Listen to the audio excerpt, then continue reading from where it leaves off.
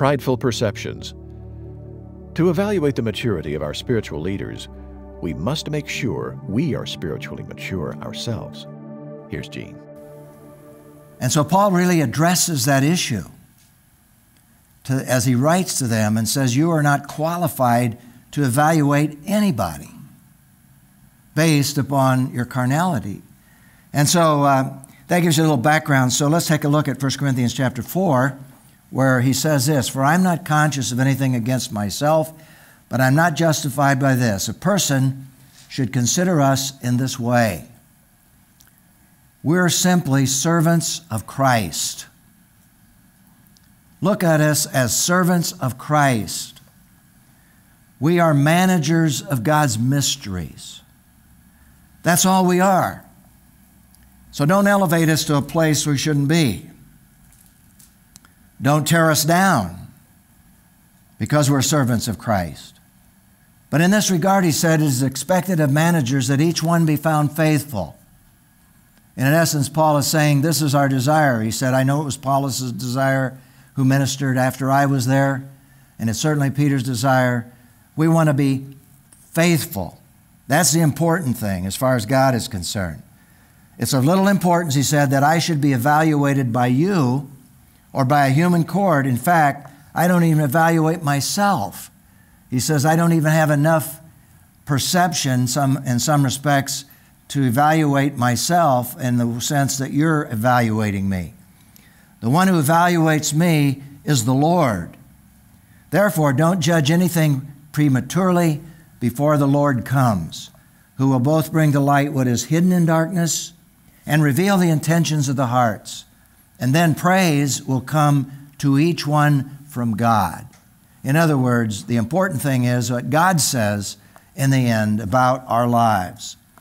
And so here Paul is, in a sense, defending himself.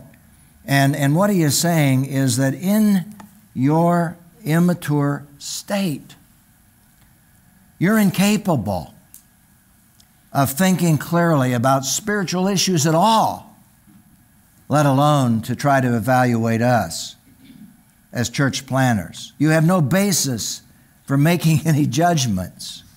Now, we have to balance this because Paul is not saying that it is wrong to evaluate potential leaders in the church or present leaders in the church.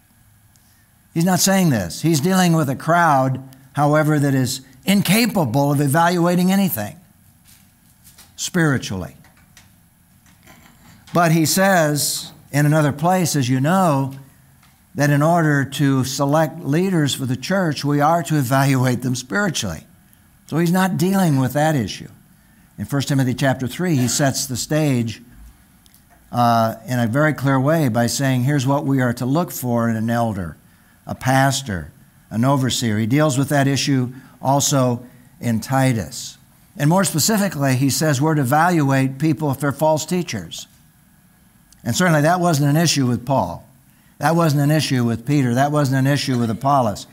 They were not false teachers. But he says that there are cases where we have to evaluate to make sure that people are not false teachers. We're to honor faithful leaders, but we are to evaluate those who are not faithful. And so we have an illustration of that, I think an incredible illustration in chapter 3, or actually in 3 John, which is just one chapter, but verses 9 through 12. And here we have an illustration of honoring a man, first of all, who was very faithful. And John said, I wrote something to the church, but Diotrephes, and here he's dealing with a guy that was negative, a guy that needed to be evaluated as a false leader. His name is Diotrephes, who loves to have first place among them. That certainly wasn't Paul's situation. That wasn't Apollos' situation. But here's a man by the name of Diotrephes. He's only in it for what he can get out of it as a leader. He doesn't receive us. This is why if I come, I remind him of the works he's doing, slandering us. This is the Apostle John writing. Slandering us with malicious words. In many respects, That's exactly what some of the Corinthians were doing. They were slandering Paul or Peter or Apollos. And he is not satisfied with that. He not only refuses to welcome the brothers himself, but even stops those who want to do so and expels them from the church. Here's a guy that's out to lunch spiritually, a man that needs confrontation, a man that needs to be evaluated, a man that needs to be dealt with, and he's a spiritual leader. Dear friends, do not imitate what is evil, but what is good. The one who does good is of God. The one who does evil has not seen God. And he's saying Diotrephes is doing evil. So he's saying, there are those that need to be evaluated in the spiritual community. Religious charlatans, manipulators, controllers, taking advantage of people. So Paul is not dealing with that issue when he says you have no right to evaluate us. He's dealing with a whole different set of circumstances with a group of Diotrephes that are evaluating him and Peter and Apollos. Then he deals with Demetrius. Demetrius is the opposite. He has a good testimony from everyone and from the truth itself, and we also testify for him. And you know that our testimony is true. So Paul is saying here we need to honor those who deserve honor. We need to deal with those issues that need to be dealt with that are inappropriate. And that's why Paul, when he wrote to the Ephesian elders or addressed them in the book of Acts, he said, guard yourselves, evaluate yourselves, because among you there will be those who will emerge to take disciples after them. So basically the principle here is that Paul is really dealing with is in order to evaluate the maturity of spiritual leaders, which we ought to be able to do, we must make sure we're spiritually mature ourselves.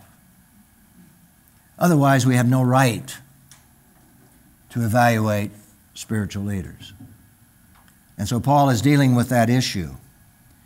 And so the question for reflection response is simply, in what ways do some spiritual leaders distort this passage, the passage we just read about where Paul says you have no right to evaluate us, God will evaluate us?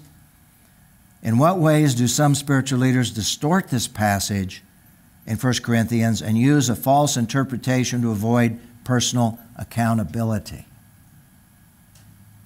Have you ever been in a religious community where you've heard someone say, I am God's anointed and you have absolutely no right to question what I say?